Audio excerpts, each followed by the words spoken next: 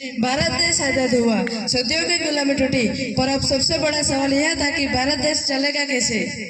जैसा कि हमने पिछले नाटक में देखा, क्रांतिकारियों ने आजादी तो दिला दी थी। अंग्रेज चले गए थे, लेकिन उनके बनाए कानून रह गए थे।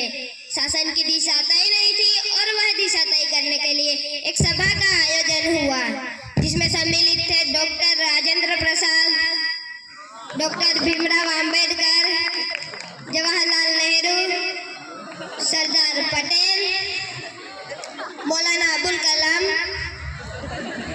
और संविधान सभा सदस्य।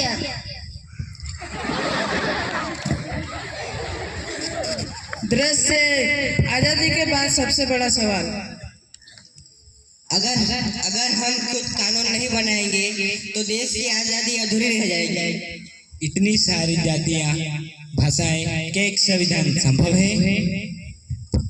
साथियों, यह सभा कोई साधारण सभा नहीं है, ये भारत के भविष्य की कार्यशाला है। तो आज हम देश की किस्मत लिखने जा रहे हैं। हाँ, और अगर साथियों हम डर गए तो भारत डरता रहेगा। अगर हम साहस करेंगे तो भारत दुनिया को रास्ता दिखाएगा।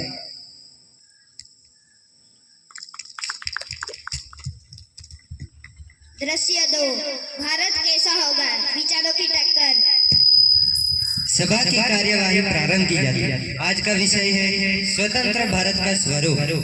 साथियों, हम आज केवल वर्तमान की बात नहीं कर रहे, हम आने वाली सदियों की भारत की तस्वीर बना रहे। भारत एक संप्रभु, लोकतांत्रिक और गणराज्य राष्ट्र होगा।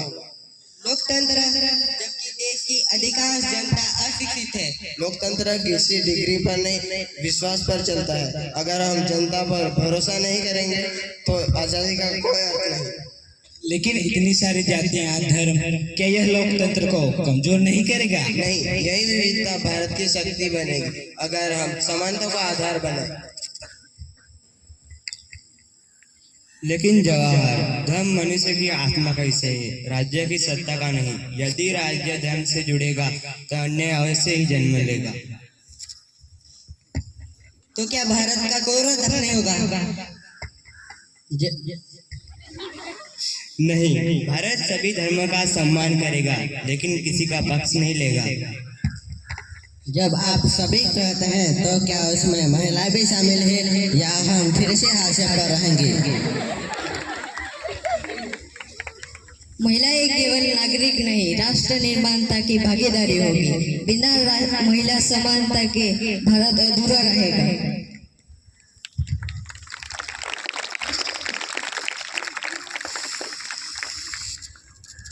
लेकिन समाज अभी तैयार नहीं।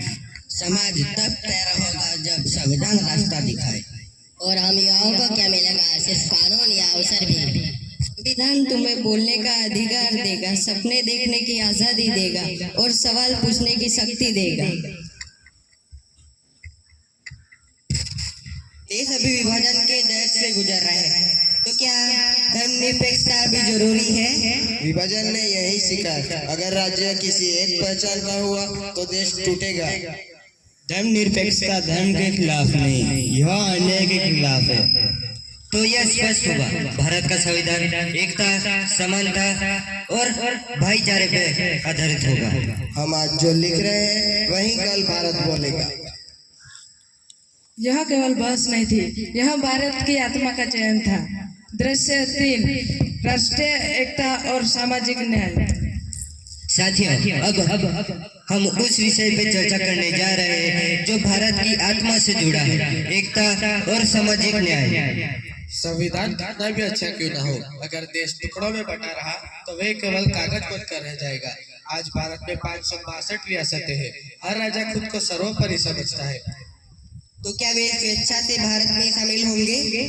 कुछ होंगे और कुछ नहीं। और सरदार जी, जो नहीं होंगे उनका क्या होगा?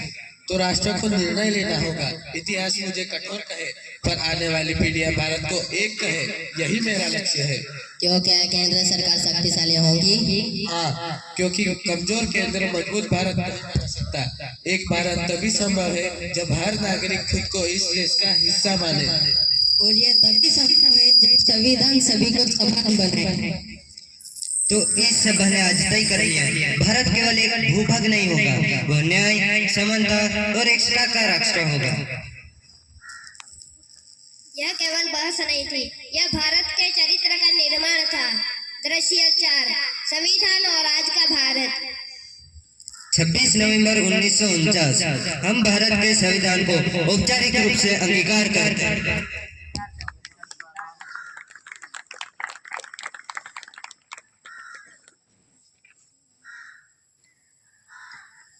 नमस्कार, मैं आज का नागरिक। संविधान ने मुझे अधिकार दिए, पर क्या मैंने अपने कर्तव्यों को निभाया?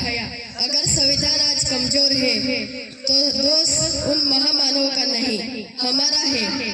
संविधान हमारा सम्मान है, संविधान हमारी पहचान है, संविधान हमारी जिम्मेदारी है। जय हिंद, जय भारत, जय संविधान।